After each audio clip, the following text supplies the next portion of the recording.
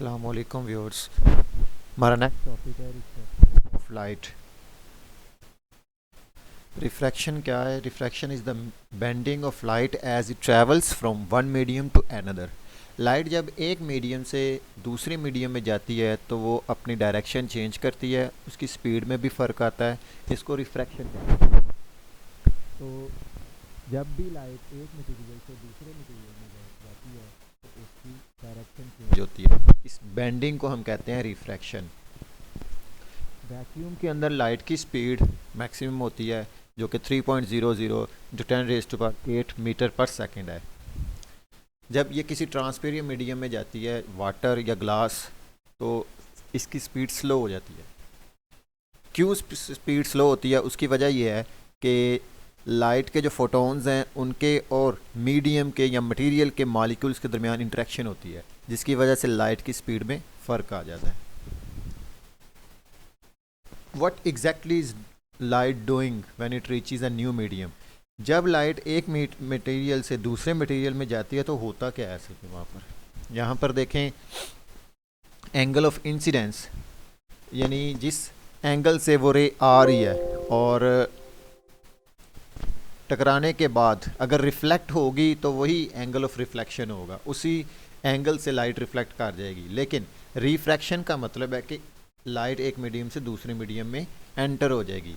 तो अब यहाँ पर ऊपर आपको वाइट कलर में एयर का मीडियम है और नीचे वाटर है ब्लू कलर में।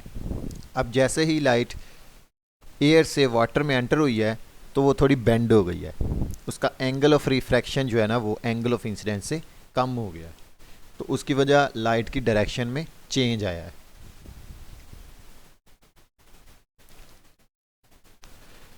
लॉ ऑफ रिफ्रैक्शन क्या है? लॉ ऑफ रिफ्रैक्शन कहता है the incident ray, refracted ray and normal lie in one plane.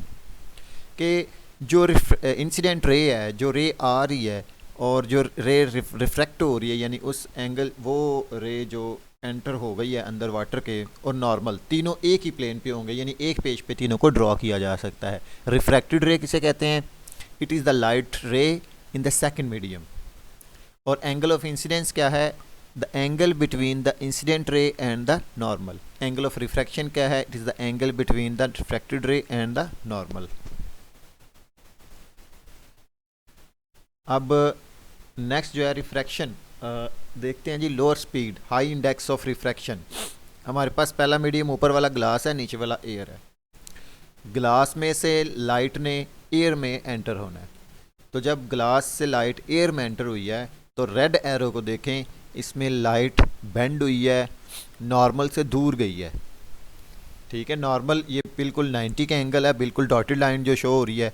तो यहाँ पर देखें जो रिफ्रैक्टेड रे है उसका एंगल बढ़ गया है, उस और इसकी स्पीड भी बढ़ गई है लाइट की, तो इसका इंडेक्स ज़्यादा था। आ गया जी, एयर से जब ग्लास में जाएगी, तो जब एयर से ग्लास यानी किसी लाइट मीडियम से डेंस मीडियम में लाइट जाएगी तो लाइट रे जो है ना वो नॉर्मल की तरफ बेंड होगी, अंदर की तरफ। लॉ ऑफ रिफ्रैक्शन नंबर 2, इसका पॉइंट है when a ray of light enters a denser medium it bends towards the normal. अभी हमने पीछे देखा कि जब भी लाइट डेंसर मीडियम में जाएगी, एयर से ग्लास में या ग्लास से वाटर में, तो वो नॉर्मल की तरफ बेंड होगी। और जब लाइट एंटर होगी लेस डेंस मीडियम में यानी लाइट मीडियम में, तो वो नॉर्मल से अवे बेंड कर जाएगी। डिफरेंट मटेरियल के डिफरेंट रिफ्रैक्टिव इंडेक्स हैं और इसी रिफ्रैक्टेड इंडेक्स की बिना पर लाइट बेंड होती है। उसने कितना बेंड होना है वो मटेरियल के रिफ्रैक्टिव इंडेक्स पे डिपेंड करता है। जिस तरह वैक्यूम का 1 है, एयर का वैक्यूम से ज़्यादा है 1.003, इसी तरह वाटर है, ethanol, glycerine, crown glass, quartz, flint glass और डायमंड। डायमंड का सबसे ज़्यादा है 2.42। और डायमंड जो है ना, वो डायमंड मटेरियल की जो सबसे ज़्यादा प्रॉपर्टी फेमस है वो इसकी रिफ्रैक्टिव इंडेक्स ही है, जो कि 2.42 है। What is the speed of light in quartz? Quartz में स्पीड ऑफ लाइट क्या होगी?